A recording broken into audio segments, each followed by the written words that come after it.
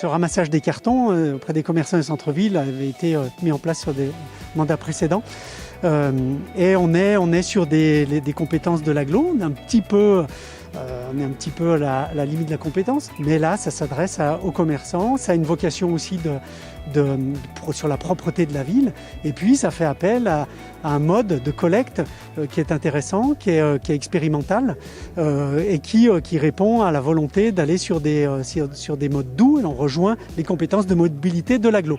C'était d'avoir une collecte qui soit, si possible, non bruyante et non polluante.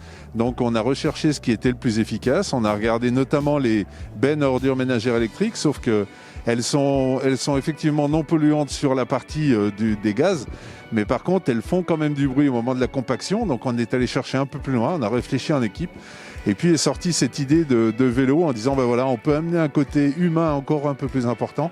Et chez Trialp, c'est vraiment ce qui compte pour nous. Donc on a mis ça en place et aujourd'hui la réaction des commerçants sont vraiment de belles réactions où on voit les gens sortir, discuter avec les collecteurs et ça c'est vraiment sympa, chose qu'on ne voit pas quand on est dans des collectes en véhicule normal. L'idée c'était d'avoir des collectes en hypercentre-ville, donc les vélos vont sillonner les rues de l'hypercentre, collecter les cartons et les évacuer sur une BNOM qui tourne sur le secteur plus large de Chambéry. C'est une collecte qui concerne le centre-ville de Chambéry, qui représente environ 800 commerçants et un tonnage entre 230 et 250 tonnes de cartons par an. La production de ces cartons bruns est en forte augmentation avec les modes de consommation qu'on a aujourd'hui, qu'on connaît. Donc beaucoup plus de e-commerce, de livraison à domicile. Donc ça augmente, c'est des tonnages qui augmentent d'année en année sur la collecte de manière générale, donc que ce soit les tonnages qu'on a en déchetterie ou la collecte des cartons. Depuis 2005, la qualité de l'air sur notre territoire s'améliore. Néanmoins, nous avons encore des points d'émission de pollution à traiter, y compris dont les centres urbains et celui de Chambéry plus particulièrement. L'agglomération est engagée depuis plusieurs années dans la réduction de ces émissions, de ces polluants.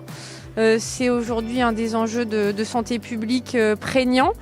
Et donc, depuis un an, nous avons validé un plan climat, air, énergie, territoire, qui est une démarche territoriale au-delà de Grand Chambéry en direct et qui implique l'ensemble des acteurs publics et privés pour atteindre des objectifs de réduction des émissions de gaz à effet de serre. On a un objectif en 2025 de réduire de 17%. On a aussi déjà un prestataire qui s'appelle Pied de Poule qui, sur Chambéry, nous fait déjà la collecte des huiles alimentaires usagées dans l'hypercentre en vélo. Et donc c'est déjà quelque chose qu'on avait en tête et qu'on favorisait, on va dire.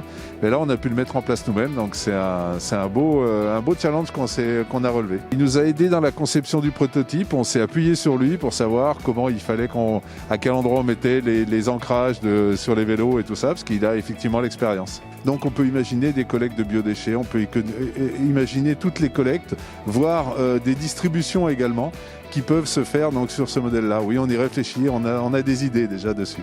Alors c'est une réflexion qu'on a en ce moment de voir quelle serait la pertinence ou pas de faire cette collecte pour les usagers. Mais oui, on s'adapte à l'évolution justement de la consommation et à cette augmentation de ce flux de déchets.